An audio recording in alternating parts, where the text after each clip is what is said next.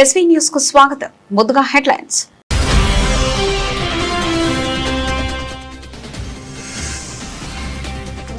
దామరచెర్లలో Miryalaguda MLA Battula Lakshma Reddy ఆకస్మిక తనిఖీ, నాణ్యమైన ఆహారం అందించాలని హెచ్చరిక.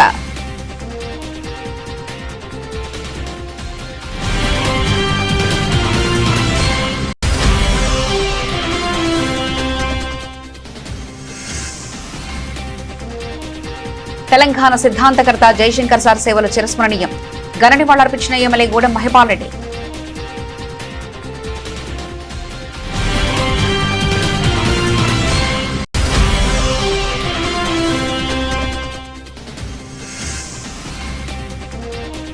తెలంగాణలో విద్యాశాఖ మంత్రి లేకపోవడం దారుణం. 317 జీవో రద్దు చేయాలని రాకేష్ రెడ్డి డిమాండ్.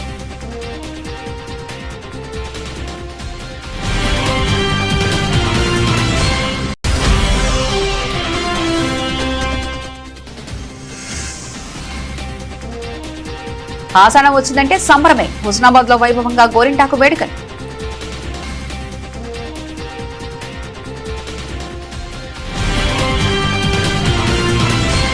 నల్గొండ జిల్లా దామరచెర్ల గురుకుల పాఠశాలలో అర్ధరాత్రి వేళ ఆసక్తికరమైన పరిణామం చోటు చేసుకుంది. మిర్యాలగూడ ఎమ్మెల్యే బత్తుల లక్ష్మారెడ్డి అర్ధరాత్రి వేళ గురుకుల హాస్టల్ను ఆకస్మికంగా తనిఖీ చేశారు. ఎలాంటి ముందస్తు సమాచారం లేకుండా నేరుగా హాస్టల్కు చేరుకున్న ఆయన అక్కడ పరిస్థితులను స్వయంగా పరిశీలించారు. విద్యార్థులతో సరదాగా ముచ్చటించిన ఎమ్మెల్యే వారితో కలిసి రాత్రి భోజనం చేశారు. ఆహారంలో నాణ్యత ఎలా ఉంది, మెనూ ప్రకారం భోజనం పెడుతున్నారా లేదా అని విద్యార్థులను అడిగి తెలుసుకున్నారు. అనంతరం రాత్రంతా విద్యార్థుల మధ్య నిద్రించారు. ఉదయాన్నే మౌలిక వసతులపై విద్యార్థులతో మాట్లాడి సమస్యలు తెలుసుకున్నారు.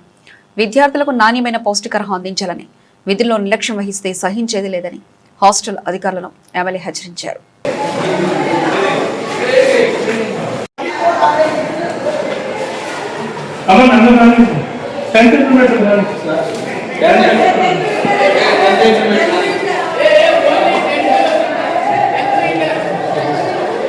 చెప్పేసుకుంది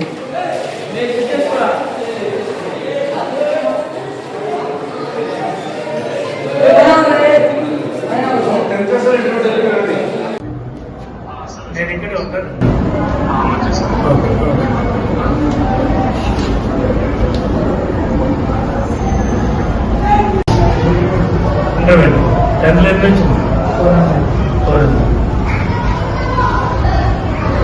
ఎవరు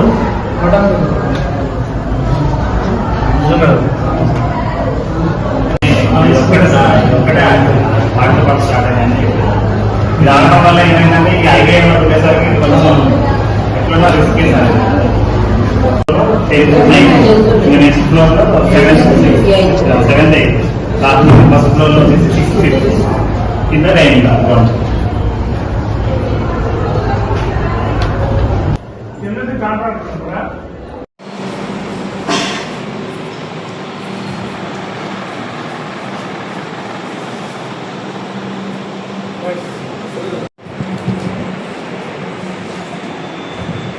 తెలంగాణ సిద్ధాంతకర్త, ప్రముఖ విద్యావేత్త ప్రొఫెసర్ కొత్తపల్లి జయశంకర్ తెలంగాణ సమాజానికి అందించిన సేవలు చిరస్మరణీయమని పటాన్చెరు శాసనసభ్యులు గూడెం మహిపాల్ రెడ్డి అన్నారు. ప్రొఫెసర్ జయశంకర్ జయంతి సందర్భంగా గురువారం పటాన్చెరు పట్టణంలో ప్రభుత్వ ఏరియా ఆసుపత్రి ప్రాంగణంలో ఉన్న ఆయన విగ్రహానికి ఎమ్మెల్యే జీఎంఆర్ పూలమాలలు వేసి ఘనంగా నివాళులర్పించారు. ఈ సందర్భంగా ఎమ్మెల్యే మాట్లాడుతూ తెలంగాణ రాష్ట్ర సాధన కోసం తన జీవితాన్ని అంకితం చేసిన మహనీయుడు ప్రొఫెసర్ జయశంకర్ అని కొనియాడారు. తొలి మళ్లీ విడత ప్రత్యేక తెలంగాణ ఉద్యమంలో ఆయన పోషించిన పాత్ర చరిత్రలో చిరస్థాయిగా నిలిచిపోతుందన్నారు. తెలంగాణ ఉద్యమానికి సిద్ధాంతపరమైన బలాన్ని అందిస్తూ ప్రజల్లో చైతన్యం నింపిన మహోన్నత వ్యక్తిగా జయశంకర్ సార్ చిరస్మరణీయులని పేర్కొన్నారు. ప్రత్యేక తెలంగాణ రాష్ట్రం ఏర్పడాలన్న ఆకాంక్షతో ఆయన చేసిన కృషి త్యాగాలు నేటి తరానికి స్ఫూర్తిదాయకమని ఎమ్మెల్యే అన్నారు. తెలంగాణ ఆత్మగౌరవాన్ని ప్రపంచానికి చాటి చెప్పిన మహనీయుల్లో ప్రొఫెసర్ జయశంకర్ అగ్రగణ్యులని పేర్కొన్నారు. ఆయన ఆశయాలను ప్రతి ఒక్కరూ ఆదర్శంగా తీసుకుని పటాన్చెరు అభివృద్ధిలో భాగస్వాములు కావాలని ఎమ్మెల్యే జీఎంఆర్ పిలుపునిచ్చారు. ఈ కార్యక్రమంలో Jinnaram municipal chairman Janardhan, senior నాయకులు యాదగిరి యాదవ్, విజయ్ కుమార్, నర్రా భిక్షపతి, శ్రీధర్ చారి, అశోక్, వెంకటేష్, షకీల్, ధనరాజ్ గౌడ్, రామ్మోహన్ నాయకులు, కార్యకర్తలు పాల్గొన్నారు. నల్గొండ జిల్లా మిర్యాలగూడలో పట్టభద్రుల మాజీ ఎమ్మెల్సీ అభ్యర్థి ఏనుగుల రాకేష్ రెడ్డి ప్రెస్ మీట్ నిర్వహించారు. ఈ సందర్భంగా రాకేష్ రెడ్డి మాట్లాడుతూ నిరుద్యోగ యువతకు నాణ్యమైన విద్య, ఉద్యోగావకాశాలు కల్పించే విధానాల కోసం నిరంతరం పోరాటం చేస్తానని, మరియు ఓపీఎస్ నుంచి తీసుకొచ్చిన సిపిఎస్ ను రద్దు చేస్తామని చెప్పి నెరవేర్చలేకపోయిందని, మరియు తెలంగాణలో విద్యాశాఖ మంత్రి లేకపోవడం దారుణమని, 317 జీవోను రద్దు చేయాలని, ఉద్యోగస్తులకు డిఏలు క్లియర్ చేయాలని మరియు పీఆర్సీ ఇవ్వాలని, అవుట్సోర్సింగ్ ఉద్యోగులను వెంటనే బకాయిలు చెల్లించాలని ప్రభుత్వాన్ని డిమాండ్ చేశారు. బీఆర్ఎస్ రాష్ట్ర నాయకులు Nallamothu Siddhartha, BRS floor leader Aliyas Khan, MD Shoaib, Peddi Srinivas Goud, MD Maggam, Danachittibabu Naik, Boke Rambabu, Gangula Bhiksham, Sunkari Ramana పాల్గొన్నారు. మీరు చూస్తున్నారు, ధరలు ఆకాశాన్ని అంటుతున్నాయి. 500 రూపాయలు పట్టకపోతే మార్కెట్కు కూరగాయలు వస్తలేవు. వాస్తవం ఇది. ధరలు ఆకాశానికి అంటుతున్నాయి. విద్య, వైద్యము, రవాణా ఈరోజు భారం అయిపోతున్నాయి ప్రతి ఒక్కరికి కూడా. మరి ఇటువంటి ఈ పరిస్థితుల్లో రేవంత్ రెడ్డి గారి ప్రభుత్వం వచ్చిన తర్వాత 6 డిఏలు పెండింగ్లు ఉన్నాయి. ఇప్పుడు 6 డిఏలు పెండింగ్. కేసీఆర్ గారు ఉన్నప్పుడు కరోనా కష్టకాలంలో వారు రైతు బంధు ఇవ్వాల్సి ఉంటుంది కాబట్టి, ప్రజలను ఆదుకోవాల్సి ఉంటుంది కాబట్టి ఒక 3 డిఏలు పెండింగ్లో పెడితే మొత్తం భూప్రపంచం బద్దలైనట్టు ఆ రోజు కాంగ్రెస్ పార్టీ వాళ్ళు ఏ రకమైనటువంటి ప్రచారం చేసినా మనందరూ కూడా తెలుసు. మరి ఏమైంది బిడ్డ ఈరోజు? ఏంది సంగతి? 3 ఏళ్ళల్లో నువ్వు ఇంకో 3 డిఏలు పెండింగ్గా పెట్టినావు. 6 డిఏలు అయినాయి ఇప్పుడు. ఈ మొన్న జూలై 1తోనే 6 డిఏలు పెండింగ్ ఇప్పుడు. మరి నువ్వెందుకు క్లియర్ చేస్తలేవు? పిఆర్సీ సంగతి ఏంది? కేసీఆర్ గారు ఆయన అద్భుతంగా 2 పిఆర్సీలు ఇచ్చాడు. ఓసారి 30%, ఇంకోసారి 32%. ఆర్టీసీలోకి అయితే 42% కూడా ఇచ్చిండు ఫిట్మెంట్. ఇస్తే ఈరోజు అత్యధిక వేతనాలు అందుకునేటువంటి ఉద్యోగస్తులు ఈ దేశంలో ఎక్కడున్నారా అంటే తెలంగాణ ఉన్నారని చెప్పేసి ఈరోజు పేరున్నది. మరి అటువంటి రాష్ట్రంలో మీరు అంగట్ల అర్రాస్ పాట పాడినట్టు, ఊళ్ళల్లో సిట్టిపాట పాడినట్టు, హామీల పాట పాడి మీరు గద్దెనెక్కింది కదా. మరి మీరు పిఆర్సీ ఎందుకు అమలు చేస్తలేరు? నిన్నగాక మొన్న మనం చూసినాం పిఆర్టీఓ లొల్లు పెడతాను. నిన్ననైతే అన్ని సంఘాలు, అన్ని ఉపాధ్యాయ సంఘాల వాళ్ళు కూర్చొని మొత్తం నెలకు కావాల్సిన కార్యాచరణ ప్రకటించారు పిఆర్సీ గురించి. మరి దాన్ని ఎందుకు ప్రకటిస్తలేరు మీరు? ఆ రోజు 317 జీవోని కేసీఆర్ గారు తీసుకురాగానే 317 జీవోని తీసుకొస్తారా అని మాట్లాడుతారు కదా. మరి 3 ఏళ్ళు అయింది, మరి మీ సంగతి ఏంది? దీని విషయంలో మీ దగ్గర సమాధానం ఉందా అని చెప్పి ఈ సందర్భంగా నేను అడుగుతా ఉన్నా. అదేవిధంగా గతంలో మనకు ఓల్డ్ పెన్షన్ స్కీమ్ ఉండే, ఇప్పుడు సిపిఎస్ విధానాన్ని తీసుకొచ్చింది, అంటే contributory pension scheme. Old pension స్కీమ్లో ఏమో ఒక ఉద్యోగి రిటైర్ అయిన తర్వాత ఆయనకు పెన్షన్ వస్తుంది. చనిపోయేంత వరకు కూడా నెలకు 5,000, 10,000, 15,000 వస్తే తాను తన భార్య ఇద్దరు కూడా రిటైర్ అయిన తర్వాత వాళ్ళ ఖర్చుల కోసం, వాళ్ళ మందుల కోసమో, వాళ్ళ ఖర్చుల కోసమో వాటిని వాడుకుంటారు. ఈరోజు సిపిఎస్ వచ్చిన తర్వాత ఎంప్లాయీస్ రిటైర్ అయితే పెన్షన్ లేదుగా. సిపిఎస్ విధానంలో ఏంటంటే ఒక ఉద్యోగి 10% పిఎఫ్ కడితే ప్రభుత్వం కూడా 10% కడుతుంది. అవన్నీ జమ చేసి లాస్ట్ రిటైర్ అయ్యేటప్పుడు ఇస్తాను. దాని తర్వాత మాత్రము ఇక పెన్షన్ ఉండదు. ఇక 60 ఏళ్ళు దాటిందంటే నా కొడుకు ఏం పెడతాడో, నా బిడ్డ ఏం పెడతాడో అని ఆలోచించుడే తప్ప వాళ్ళ సొంత కాళ్ళ మీద వాళ్ళు నిలబడేటువంటి ఒక పరిస్థితి ఉండదండి. వాళ్ళు ఉద్యోగం చేస్తున్నప్పుడు ఒంట్లో రక్తం అంతా కూడా ప్రభుత్వం కోసం దారపోస్తారు, ప్రజల కోసం దారపోస్తారు. రక్తం చచ్చిన తర్వాత వాళ్ళని పట్టించుకుంటాడు ఉండడు, అనాథలు అయిపోతారు. ఏదో ఓల్డ్ ఏజ్ హోమ్స్కు పోవాల్సినటువంటి ఒక పరిస్థితి ఉంటుంది. ఆ సమయంలో ఎవరైనా మనవడో మనవరాలో వస్తే 10 రూపాయలు ఇచ్చేటువంటి పరిస్థితి కూడా ఉండదు. కాబట్టి సిపిఎస్ విధానాన్ని తీసుకురావాలి వెంటనే. ఆ రోజు ఎన్నికల హామీల్లో కూడా కాంగ్రెస్ ప్రభుత్వం చెప్పింది, మేనిఫెస్టోలో పెట్టింది. ఏం చెప్పింది? డిఏలు క్లియర్ చేస్తాము, పిఆర్సీ ఇస్తాము, 317 జీవోను రద్దు చేస్తాము, ఓపీఎస్ను రద్దు చేసి సిపిఎస్ విధానాన్ని తీసుకొస్తాము, మొత్తం రిటైర్ ఉద్యోగులకు సంబంధించినటువంటి ఓపీఎస్ని తీసుకొచ్చి సిపిఎస్ను రద్దు చేస్తామన్నారు. రిటైర్ ఎంప్లాయీస్ సంబంధించినటువంటి బకాయిలు అన్నిటి కూడా మేము చెల్లిస్తామన్నారు. ఈరోజు 20,000 కోట్ల రూపాయలు అన్నట్టు బకాయిలు. నేను చెప్తున్నా, ఉద్యోగస్తులు వాళ్ళు సంపాదించుకున్నటువంటి డబ్బులు దాచుకుంటే దాచుకున్న డబ్బులు కూడా దోచుకున్నారు. ఇది పరిస్థితి. ఆషాఢ మాసం వచ్చిందంటే మహిళలు గోరింటాకు చెట్టు దగ్గరికి వెళ్లి ఆకు తెంపి నూరి సామూహికంగా ఒకరికొకరు పెట్టుకుంటూ ఆటపాటలతో ఆనందంగా సంబరపడిపోతుంటారు. ఎర్రగా పండిన చేతులను చూసి మురిసిపోతుంటారు. సిద్దిరామేశ్వర రాజేశ్వర ఫౌండేషన్ ఆధ్వర్యంలో చైర్మన్, మాజీ టీడీపీ బోర్డు మెంబర్, సిద్దిపేట సహకారంతో కన్వీనర్ భావనా గుప్తా ఆధ్వర్యంలో హుస్నాబాద్ పట్టణ సేవా పరిషత్ సభ్యులచే ఆషాఢ మాసం గోరింటాకు వేడుకలు కన్నుల పండుగ నిర్వహించారు. మొదట గణపతి పూజతో ప్రారంభం చేసి తదుపరి గోరింటాకు చెట్టును పూజించి మహిళలంతా సామూహికంగా గోరింటాకు తెంపి అందరు కలిసి నూరి ఒకరినొకరు ఆనందంగా పాటలు పాడుకుంటూ ఎంజాయ్గా పెట్టుకున్నారు. అలాగే ఈ కార్యక్రమంలో ముఖ్య అతిథిగా దివ్యాల లక్ష్మీకాంతరావు ఆహ్వానించి శాలువాతో ఘనంగా సన్మానించి ముఖ్య అతిథిగా పాల్గొన్న లక్ష్మీకాంతరావు మాట్లాడుతూ సకల దేవతా స్వరూపం గోమాత అని, అందులో దేశీయ ఆవులు చాలా ప్రాముఖ్యమని, వాటి పాలైనా పేడైనా నెయ్యైనా ఏదైనా అతి పవిత్రమని, గోసేవ ఎన్నో జన్మల సుకృతమని, ప్రతి ఒక్కరూ గోసేవ చేసుకోవాలని వివరించారు. నేడు మహిళలంతా కలిసి సామూహికంగా ఇలా గోరింటాకు వేడుకలు జరుపుకోవడం చాలా సంతోషంగా ఉందని హర్షం వ్యక్తం చేశారు. అనంతరం మూరం శెట్టిరాములు సహకారంతో మహిళలందరూ అన్నప్రసాద వితరణ నిర్వహించారు. ఈరోజు హుస్నాబాద్ పట్టణంలో ఎస్ఆర్ఆర్ దాని ఆధ్వర్యంలో ఆషాఢ గోరింటాకు ఉత్సవంలో ఈ హుస్నాబాదు సోదరిమణుల ఆహ్వానం మేరకు మేము రావడం జరిగింది. ఇప్పుడు మనము ఈ సోదరిమణులందరికీ మన హిందూ ధర్మ రక్షణలో భాగంగానే వీరందరూ ఈ కార్యక్రమాలను చేసుకుంటారు. కాబట్టి ఇప్పుడు మనకు మెయిన్గా మనం చెప్పేది ఏంటంటే గోమాతను ఎట్లా రక్షించుకోవాలి, దేశవాళీ గోవు యొక్క ప్రాముఖ్యత ఎట్లా.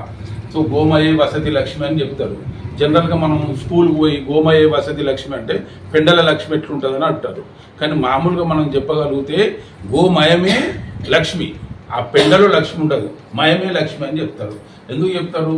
ఆ గోమయంలో 18 మైక్రోన్యూట్రియంట్స్ ఉంటాయి. ఐరన్, జింకు, ఫాస్ఫరస్, బోరాను, మిగతా అన్నీ దాన్ని ఉంటాయి. కాబట్టి మన శరీరానికి ఏదైతే అవసరమో, ఇప్పుడు మనం ఆవు పేడను నేలకు ఇచ్చినప్పుడు ఆ నేల ఏం చేస్తుంది, దానిలో ఉన్న ఇవన్నీ మైక్రోన్యూట్రియంట్స్ తీసుకొని అవి పంట ద్వారా మళ్ళీ మనకు లభించినట్టు చెప్తాయి.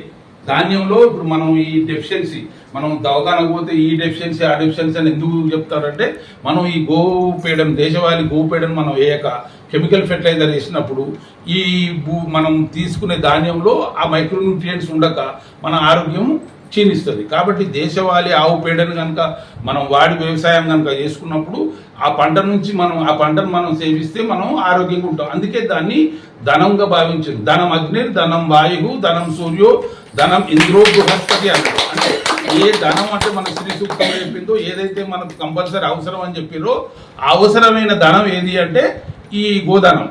ఈ గోధనం ద్వారా ఇప్పుడు మనకు పెండ ద్వారా వ్యవసాయం ఉత్పత్తులు జరుగుతాయి. మనకు పాలు ద్వారా మనకు పాలు ప్లస్ నెయ్యి ఉంటుంది. ఇప్పుడు ఈ దేశవాళీ ఆవు నెయ్యి ఒరిజినల్ 3,000-3,500 ఉంటుందమ్మా. ఈ దేశవాళీ ఆవు నెయ్యి కనుక తీసుకుంటే సత్వగుణం పెంపొందిస్తారు, మనిషిలో సత్వగుణం పెరుగుతుంది, తర్వాత ఆరోగ్యం మంచిగా ఉంటుంది, అతనిలో అగ్నితత్వం ఎక్కువ ఉంటుంది, తర్వాత బుద్ధి ప్రచోదనం అవుతుంది. అర్థమైందా? కాబట్టి అన్ని రకాల మనకు వ్యవసాయానికి కానీ మన ఆరోగ్యానికి కానీ ఇతర విషయాలకు మనకు ఆవులు కంపల్సరీ. మన భారతదేశంలో 100-120 పైన ఆ గోజాతులు ఉండేది. ఇప్పుడు ఆ గోజాతులు అంతా పోయి 25 రకాల గోజాతులు మాత్రమే ఉన్నాయి. ఓకే, ఇప్పుడు మనం చూసేది తెల్లయి ఒంగోలు జాతి మనం చూస్తాం. మళ్ళీ గిరి, సాయివారి ఇవన్నీ చూసినప్పుడు మనం బయట నుండి చూస్తే దానికి కొమ్ములు, తర్వాత చెవులు ఇవన్నీ వేరు కనపడతాయి. కానీ మనం చూసేది ఏంటి అంటే, ఎక్కడ పూజ చేసినా గో దేశవాళీ ఆవు అంటే మూపురం ఉంటుంది, గంగడోలు ఉంటుంది. ఓకే అమ్మా, ఇప్పుడు గుళ్ళల్లో గోపూజకు చేస్తారు, కానీ వాళ్ళు ఏం తీసుకొస్తారు, ఊళ్ళో ఏది దొరికితే అది తీసుకొస్తారు, మళ్ళీ జెర్సీ ఆవునే తెస్తారు. ఈ జెర్సీ ఆవుకు పైన మూపురం ఉండదు, ఇట్లా ఫ్లాట్ గా గాడిద లెక్క ఉంటుంది, కింద గంగడోలు ఉంటుంది. తర్వాత దాన్ని చూస్తే కూడా మనం వికారంగా ఉంటుంది, దాని పెండ వాసన వస్తుంది. ఓకే కదా, దాని అంతా అది ఉంటుంది. దీని పెండ ఇప్పుడు మళ్ళీ ఇంకొక మీకు ముఖ్యమైన విషయం ఏం చెప్పాలంటే, ఈ మాతృమూర్తులందరూ మన ఇంటి ముందు కల్లాపి తల్లుకుంటారు, అంతే కదా. అది 84 లక్షల జీవరాశులు అని చెప్తారు మన శాస్త్రం ప్రకారంగా. 84 లక్షల జీవరాశులు వదిలిపెట్టేది మలమూత్రమే. ఒక్క కామధేను, ఒక్క ఆవు తప్పితే మిగతా వదిలేదంటే మలమూత్రాలే. అయితే ఇప్పుడు మనం ఏం చెప్తున్నాం, మన తాత ముత్తాతలు అందరూ దేశవాళీ ఆవులే ఉండే, మనం వాటితోనే పెంటను ముగ్గు అలుకున్నాం. ఇప్పుడు గుళ్ళె కానీ మనకి ఇండ్ల కానీ ఏది చేసుకోవాలి, పుణ్య కార్యక్రమాలు చేయాలంటే ఏం చేస్తాం, గోమయంతో చేస్తాం. కానీ ఇప్పుడు మనం ఏ గోమయంతో చేస్తున్నాం, దేశవాళీ కాక సంకర గోవుది కానీ బర్రెది కానీ అది చేస్తున్నాం. అంటే మనం ఇంటి ముందు మనకు తెలియక వితౌట్ అవేర్నెస్ మనం ఏం చేస్తున్నాం, ఒక షిట్, ఒక టాయిలెట్ వాడతాను, అది మనకు మంచిగా చేయకుండా ఒక చెడు తీసుకొచ్చి మన ఇంటి ముందు అలుకుంటాను. ఎందుకు? ఇది గోమయమే అనే ఒక భ్రాంతి కల్పిస్తారు. కాబట్టి ఇది గోమాత సేవా పరిషత్ అయిన చైర్మన్ మురంశెట్టి రాములు బాబు గారికి, ఎస్ఆర్ఆర్ ఫౌండేషన్ వారికి థ్యాంక్ యూ, నమస్కారం. మరియు బాపు గారి ఆధ్వర్యంలో ఈరోజు మహిళా గోరింటాకు వేడుకలు ఘనంగా జరుపుకున్నాము. ఇది బాపు ప్రోత్సాహం వల్లనే జరిపాను. నన్ను ప్రోత్సహించారు, నేను జరిపాను. ఇది ఇలాగే అన్ని ప్రోగ్రాంలు కూడా జరుపుకోవాలని మన గోమాత సేవా పరిషత్ సభ్యులను నేను మనవి చేసుకుంటున్నాను. గోమాత సేవా పరిషత్తు చైర్మన్ గారికి నా నమస్కారములు, హృదయపూర్వక కృతజ్ఞతలు కూడా తెలుపుతున్నాను. ఈరోజు వారి ఆధ్వర్యంలో, చైర్మన్ గారి ఆధ్వర్యంలో మరియు టీటీడీ బోర్డు మెంబర్గా, ఈఎక్స్ మెంబర్గా వారికి మా ధన్యవాదములు. మరి వారి సహాయ సహకారాలతో గోమాత సభ్యుల వారి ప్రోత్సాహంతో ఈ ప్రోగ్రాం నిర్వహించడం జరిగింది. ఫస్ట్ ఆషాఢమాస గోరింటాకు వేడుకల్లో మేము చేసుకున్నది ఏంటంటే, ఫస్ట్ గణపతి పూజ చేసుకున్నాము. గణపతి పూజ లేనిది ఏ పూజ జరగదు కాబట్టి గణపతి పూజ, మళ్ళీ ప్రకృతి మాత గౌరీదేవి, లక్ష్మీదేవి స్వరూపం ప్రకృతి దేవతకు మేము పూజ చేసుకున్నాము. పసుపు కుంకతో ఆమెను గౌరవించి అందరము మహిళలము గోరింటాకు తీసుకొచ్చి మేము గోరింటాకు వేడుకలు చేసుకున్నాము. మరియు ఈ ప్రోగ్రాంకి అతిథిగా దేశీయ ఆవుల గురించి వివరించడానికి లక్ష్మీకాంతరావు గారు వచ్చారు. దేశీయ ఆవు ప్రాముఖ్యతను, నెయ్యి, పేడ గురించి మాకు వివరించడం జరిగింది. బాపు సహాయంతో ఈ ప్రోగ్రాం చేసుకున్నాము. ఈ అన్నప్రసాదం బాపే ఇచ్చారు. అన్నదాత సుఖీ భవ, అన్నదాత సుఖీ భవ, అన్నదాత సుఖీ భవ. బాబు ప్రోత్సాహంతో బాపు ముందుంటే మేము ఏ కార్యక్రమమైనా, వీళ్ళు స్రవంతి మేడం గారు ఉన్నారు, అమ్మ వీళ్ళు ఎవరు చేసిన వాళ్ళు ఉన్నారు, దాని వలన అందరూ ఉన్నారు. ఇప్పుడు వినోద మేడం ఎంకరేజ్ చేసింది పెట్టుకుందామని. వినోద మేడం అందరికీ ధన్యవాదాలు. అందరం ఏ ప్రోగ్రామ్ అయినా ఇప్పటి నుంచి మేము చేసుకుంటాము, ముందుంటాము. బాబు మాకు ముందుండి సహాయం అందించాలి. హైడ్రా కమిషనర్ సంతకం ఫోర్జరీ చేసి నకిలీ ఫైర్ ఎన్ఓసీ సమర్పించారనే ఆరోపణల నేపథ్యంలో నమోదైన కేసుపై న్యూ ఇయరా కాలేజ్ ప్రిన్సిపల్ శ్రవణ్ కుమార్ మీడియాతో మాట్లాడారు. ఈ సందర్భంగా వారు మాట్లాడుతూ తమ కళాశాలకు అన్ని అనుమతుల పత్రాలను పూర్తిగా చట్టబద్దమైన విధానంతోనే సమర్పించిందని పేర్కొన్నారు. తమ సంస్థ ఎలాంటి ఫోర్జరీకి పాల్పడలేదని, ఎక్కడైనా మోసం జరిగి ఉంటే దాన్ని సమగ్ర విచారణ జరిపి నిజానిజాలు వెలుగుతీయాలని కోరారు. తమకు హైడ్రా నుంచి నోటీస్ అందని, ఈ నోటీసులకు అవసరమైన అన్ని ఆధారాలతో సమాధానం ఇస్తామని తెలిపారు. అధికారుల దర్యాప్తుకు పూర్తిగా సహకరిస్తామని తెలిపారు. పేదల కోసం ఏర్పాటు చేసిన ఈ కాలేజీకి తక్కువ ఫీజుతో విద్యార్థుల ఉన్నత శిఖరాలు అధిరోహించడానికి ఏర్పాటు చేయడం జరిగిందని తెలిపారు. ప్రభుత్వం ఎలాంటి కాలేజీపై ఇలా ఒత్తిడి చేయడం ఎంతవరకు సబబు అని ప్రశ్నించారు. తక్షణమే ప్రభుత్వం స్పందించి తమకు న్యాయం చేయాలని విజ్ఞప్తి చేశారు.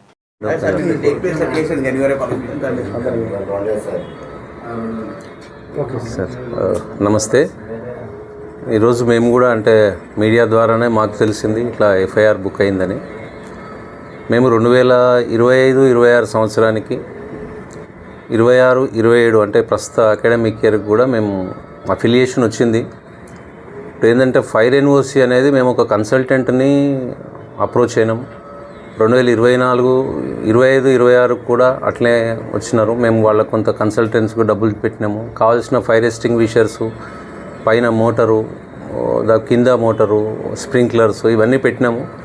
దాని తర్వాత మీకు ఫైర్ ఎన్ఓసి ఇస్తామని చెప్పినారు, తెచ్చిచ్చినారు. ఈసారి కూడా మళ్ళీ కొంత అమౌంట్ పే చేసినాము. ఎందుకంటే మాకు ఇంటర్మీడియట్ బోర్డు ప్రతి సంవత్సరం కూడా రెన్యువల్ అనేది ఉంది.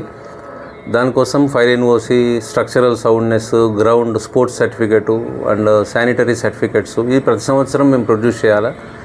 అవి చేస్తున్నాము. ఈసారి కూడా చేసినాము. అఫిలియేషన్ వచ్చింది కాలేజీకి. సో పిల్లలు ఎన్రోల్ అయినారు. ఇప్పుడు దీంట్లో ఈ ఎవరైతే కన్సల్టెంట్ ఇచ్చిన ఫైర్ ఎన్ఓసి ఉందో అది ఫోర్జరీ చేసినారు, ఫైర్ ఆఫీసర్ది రంగనాథ్ గారిది అని మాకు తెలిసింది. అది మేము ఉద్దేశపూర్వకంగా మేము చేసిన తప్పు కాదు. ఎందుకంటే మేము ఇక్కడ సిటీలో 2014 నుంచి ఇప్పుడు ఈ కాలేజీలో ఇదే బిల్డింగ్లో నడుస్తుంది.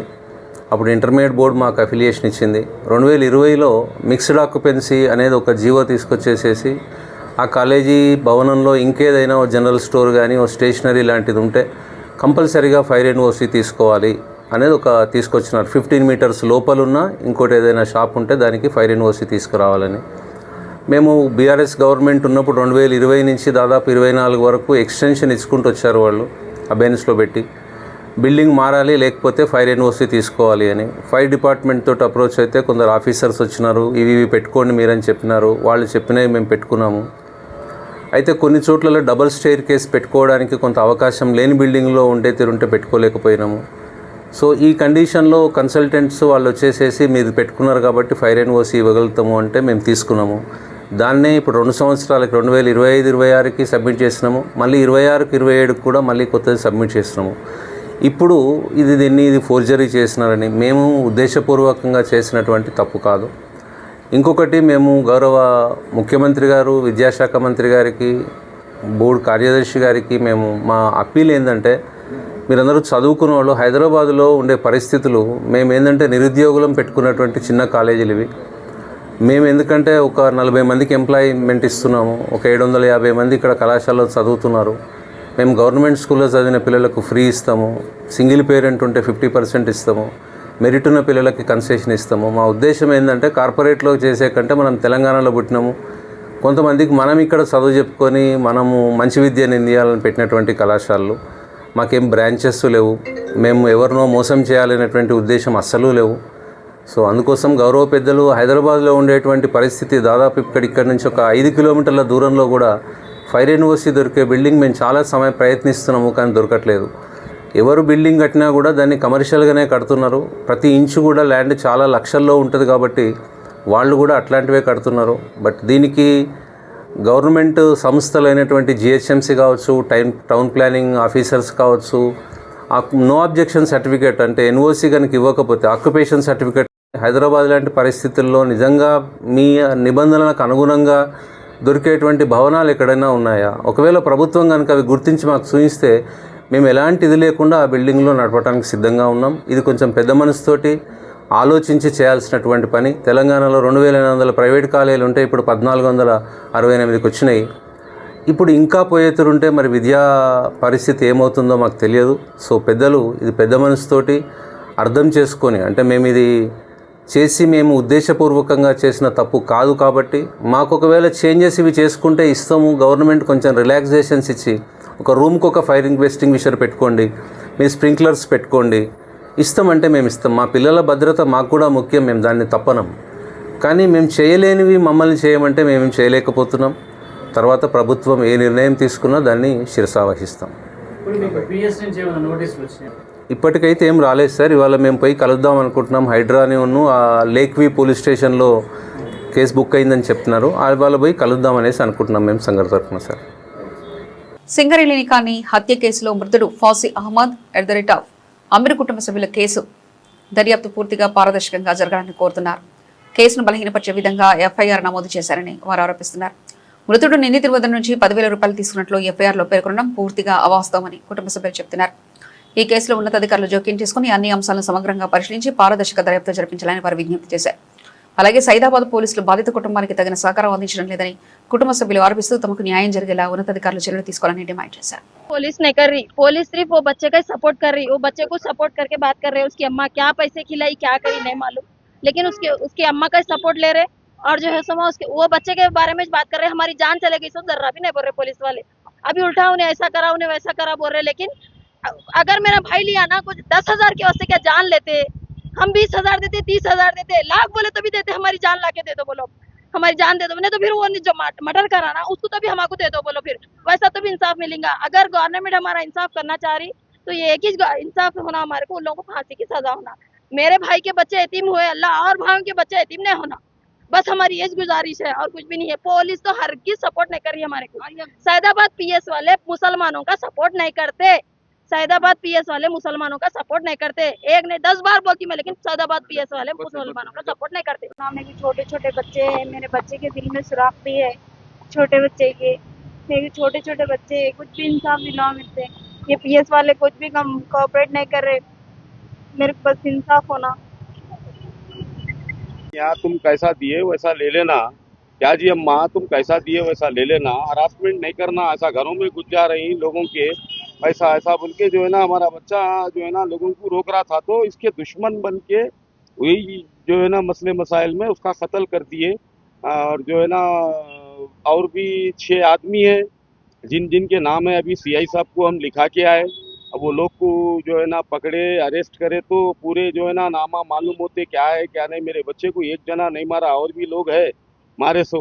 और जो है ना मेरे बच्चे के बच्चे देखो, ये मासूम बच्चे, ये मेरे पूरे बच्चे के 8 बच्चे हैं. आपके पीएस आने की वजह, आपकी डिमांड क्या है? डिमांड क्या है? अब ये मासूम बच्चों की सूरत देख के गवर्नमेंट जो है ना बच्चों की कुछ मदद करना. हमारे एमपी साहब से भी दरख्वास्त है कि हमारी मदद कराए और वो लोगों को अरेस्ट करना. और दूसरा क्या है बोले तो अब हमारे सीआई साहब एक गलत जो है ना एफआईआर कर दिए.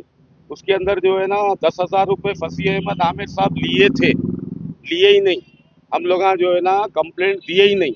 गलत अपने तरफ से उन लोग रंग लिख लिए इस बात से कि केस में नरमी आए, हम तो जो है तो छोड़ेंगे नहीं। उसके अंदर लिखे फसी अहमद आमिर साहब 10,000 रुपये 2 साल पहले लिए थे, वो पैसों की लड़ाई है ये बोल के ऐसा लिख दिए वो लोग।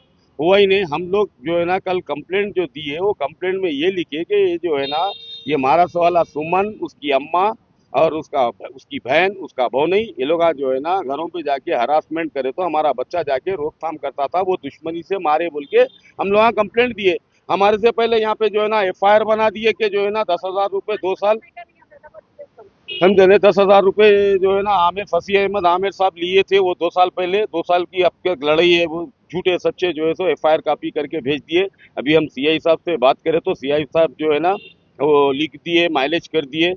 अब उसको दूसरी तरफ कुछ भी वो करते ये करते बोल के ऐसा हमारे को झूठ बोल के वो कर दिए, समझे नहीं। हमारा बच्चा 1 रुपया भी नहीं लिया, ना हम लोगों में से कोई उससे 1 रुपया लिए। ये मासूम बच्चे गवर्नमेंट से, हमारे CM साहब से और CP साहब से हमारी रिक्वेस्ट है, MP साहब से और हमारे MLA साहब से जो है ना रिक्वेस्ट है कि ये हमारे मासूम बच्चों की मदद कराए और वो जो करे उनको सजा दिलाए, उनको फांसी होना।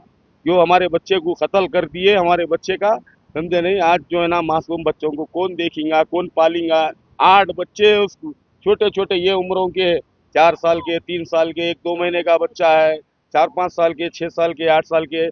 एक बच्चा बड़ा जो है वो मदरसे में पढ़ता जो है, उन्हें 10 साल का है, 10-11 साल का है। ऐसा जो है ना मासूम बच्चे, हमारी मदद करो। गवर्नमेंट से हमारी अपील है। और पुलिस वाले जो है ना वो जो कंप्लेंट जो FIR करे वो जो है ना बदलना, तब्दील करना, वो हम बोले ही नहीं। जबरदस्ती उनका केस ठंडा होना बोल के ये जो है ना FIR కాపీ कर दिए। ఆషాఢ మాస సందర్భంగా మహిళలు ఎంతో భక్తి శ్రద్ధలతో జరుపుకునే గోరింటాకు పండగ సూర్యాపేట జిల్లా కోదాడ పట్టణంలో 29వ వార్డులో ఘనంగా నిర్వహించారు. సాంప్రదాయ వస్త్రాధరణతో మహిళలు ఒకచోట చేరి గోరింటాకు పెట్టుకుని ఆటపాటలతో సందడి చేశారు. ఈ వేడుకల్లో ఆనందోత్సవాలు వెలువరిశాయి. ఆషాఢ మాసానికి ప్రత్యేక గుర్తింపుగా భావించే గోరింటాకు పండుగను మహిళలు ఉత్సాహంగా జరుపుకున్నారు. రంగురంగుల చీరల్లో అలంకరించుకున్న మహిళలు సాంప్రదాయ ఆచారాలను పాటిస్తూ ఒకరికొకరు గోరింటాకు పెట్టుకున్నారు. ఈ సందర్భంగా మహిళలు కలిసి పాటలు పాడుతూ ఆటలాడుతూ ఆనందంగా గడిపారు. కుటుంబ సభ్యుల సుఖశాంతి ఆయురారోగ్యాల కోసం ప్రార్థనలు చేశారు. ఇటువంటి సాంప్రదాయ వేడుకలు మన సంస్కృతి ఆచార వ్యవహారాలకు భావితరాలకు చేరవేయడంలో కీలక పాత్ర పోషిస్తున్నారని మహిళలు తెలిపారు. అనంతరం పలువురు మాట్లాడుతూ ఆషాఢ మాసంలో ప్రతి సంవత్సరం మేమంతా కలిసి గోరింటాకు పండుగను జరుపుకుంటాం. అందరూ కలుసుకోవడం చాలా ఆనందంగా ఉంది. మన సాంప్రదాయాలను కాపాడుకోవడం ప్రతి ఒక్కరి బాధ్యత. ఆషాఢ మాసంలో నిర్వహించిన ఈ గోరింటాకు పండుగ మహిళల్లో ఆనందోత్సవాలను నింపడంతో పాటు సాంప్రదాయ సంస్కృతికి ప్రతీకగా నిలిచిందని తెలిపారు. ఆషాఢ మాసంలో వర్షాలు ఎక్కువ పడతాయి కాబట్టి గోరింటాకు అనేది పెట్టుకోవటం వల్ల ఒంట్లో వేడి తగ్గటము, అందులోటి వర్షాకాలంలో కొంచెం బురద, పొలం పనులు ఇలాంటివి ఎక్కువ ఉంటాయి కాబట్టి కాళ్ళు చేతులు చెడతాయి అనే ఉద్దేశంతో ఈ గోర్లు ఆగం కాకుండా ఉండడం కోసం గోరింటాకు అనేది ఆనవాయితీగా వస్తుంది. మనకు గోరింటాకుని గౌరీదేవితో కూడా గౌరీదేవితో సమానం గోరింటాకు. గౌరీదేవి మా ఇంటి ఆడపడుచు కాబట్టి ఆడపడుచుని సంవత్సరానికి ఒకసారి మా ఇంటికి రమ్మని పిలుస్తున్నాం. అది మా ఉద్దేశం. ఇక్కడ గౌరీ ఇంటి ఆకు వచ్చింది. అందరికి ఆషాఢ మాస గోరింటాకు పండుగ శుభాకాంక్షలు. బులెటిన్ ముగించే ముందు హెడ్లైన్స్ మరోసారి చూద్దాం.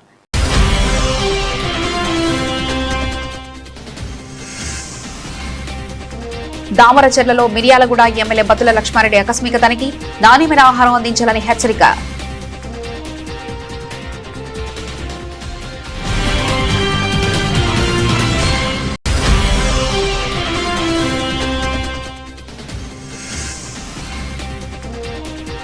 తెలంగాణ సిద్ధాంతకర్త జయశంకర్ సార్ సేవలు చిరస్మరణీయం, ఘన నివాళులర్పించిన ఎమ్మెల్యే గూడెం మహిపాల్ రెడ్డి.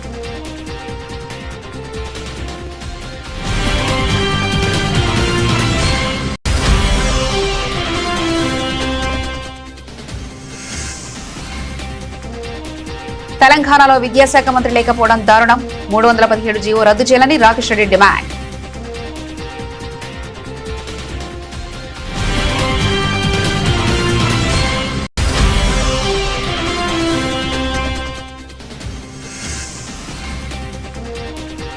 ఆషాఢం వచ్చిందంటే సంబరమే, హుస్నాబాద్ లో వైభవంగా గోరింటాకు వేడుకలు.